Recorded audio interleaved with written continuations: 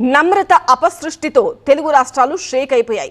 ఇప్పుడు ఈ కేసును సిట్కు అప్పగించారు గోపాలపురం పోలీసులు. అయితే ఇప్పటి వరకు కేసు చాలా దూరం వెళ్ళింది. 25 మందికి పైగా నిందితులు, భారీ network, child trafficking, organised crime ను వెలికితీశారు. సిట్ చేతికి వెళ్ళాక ఇంకెన్ని ట్విస్టులు బయటకు వస్తాయి అనేది ఇప్పుడు అసలు ప్రశ్న.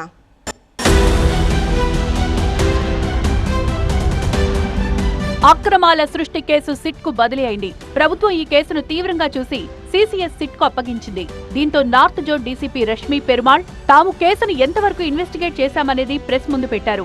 జులైలో బాధితుల ఫిర్యాదుతో కేసు నమోదు చేసి దర్యాప్తు ప్రారంభించారు గోపాలపురం పోలీసులు. ఈ కేసులో మొదట 8 మందిని, తర్వాత 16 మందిని అరెస్ట్ చేశారు. ఇప్పుడు 26 మందికి పైగా నిందితులున్నారు. అరెస్ట్ అయిన వారిలో వైద్యులు, ఏజెంట్లు ఉన్నారు.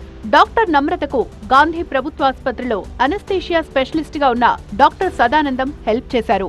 ఇక విశాఖలో gynaecologist doctor Vidyullata, paediatrician doctor Ravi, doctor Usha సహకరించారు. వీరు వైజాగ్ కేజీహెచ్ లో డాక్టర్లుగా ఉన్నారు.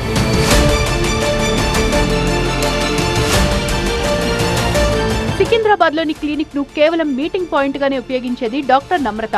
ఆ తర్వాత వారిని వైద్యం పేరుతో వైజాగ్ కు తీసుకువెళ్లేదని పోలీసులు ప్రకటించారు. మల్టీ స్టేట్ ఆపరేషన్ గా వీళ్ల మోడస్ ఆపరాండి ఉండేదన్నారు. దానివల్ల వారు చట్టానికి దొరకకుండా చూసుకునేవారంటూ డీసీపీ తెలిపారు. చట్టంలో ఉన్న లూప్ హోల్స్ ని బాగా పసిగట్టి ఇలా ప్లాన్ చేసేవారన్నారు. ఇక ధనశ్రీ, సంతోషిల్ను ఏజెంట్స్ గా ఉపయోగించుకునేవారు.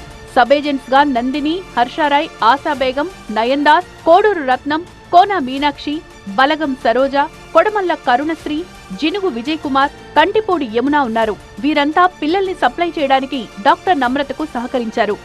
అయితే దంపతులు రాగానే వారికి ట్రీట్మెంట్ స్టార్ట్ చేసేవారు.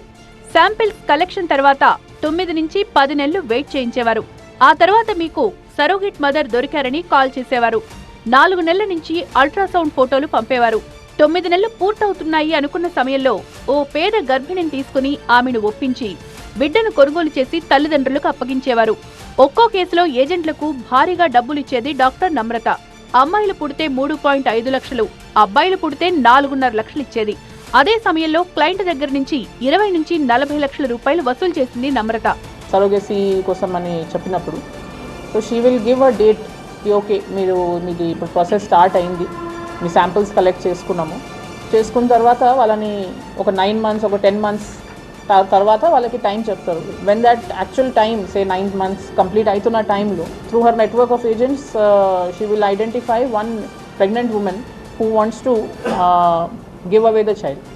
సో అట్లాంటి కపుల్స్ని, అట్లాంటి ప్రెగ్నెంట్ ఉమెన్ని, వల్నరబుల్ ప్రెగ్నెంట్ ఉమెన్ని ఐడెంటిఫై చేసి పర్టికులర్గా ఆ మంత్లోనే డెలివరీ టైంలో విశాఖపట్నం తెచ్చేసి ఆ డెలివరీ చేపించేసి that child use to be handed over to the victims who are in this case. Rajasthan దంపతుల కేసు కాకుండా రెండో కేసులో చనిపోయిన బేబీని చూపించి బాధితుల నుంచి అదనంగా డబ్బులు వసూలు చేశారు. ఇప్పటికే డాక్టర్ నమ్రత బ్యాంకు ఖాతాను ఫ్రీజ్ చేశారు. ఇక గైనకాలజీ డాక్టర్ సూరి శ్రీమతి పేరుపై ఉన్న లైసెన్స్ నెంబర్, లెటర్ హెడ్స్ తో అక్రమాలు చేసినట్లు డీసీపీ తెలిపారు.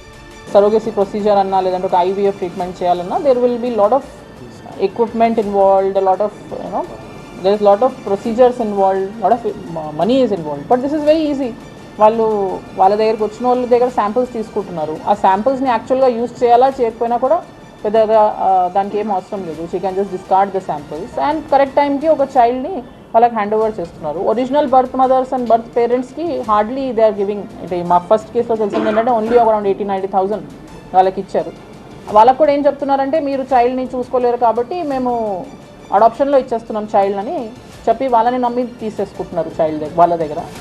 2020కి ముందు నమ్రతపై మొత్తం 15 కేసులు ఉన్నాయన్నారు. కొన్ని కోర్టు బయట కాంప్రమైజ్ చేసుకుంటే ఇంకొన్ని కోర్టుల్లో ఉన్నాయి. సరోగసీ పేరుతో ఫేక్ ఐవీఎఫ్ చేయడం, చివరకు చైల్డ్ ట్రాఫికింగ్ కు పాల్పడ్డట్లు తెలుస్తోంది. ఈ కేసులో ఆర్గనైజ్డ్ క్రైమ్ సెక్షన్ కూడా యాడ్ చేశామన్నారు లక్ష్మీ పెరుమాళ్. ఇప్పుడు సిటీ కేసును టేకోవర్ చేసి ఇన్వెస్టిగేట్ చేయనుంది.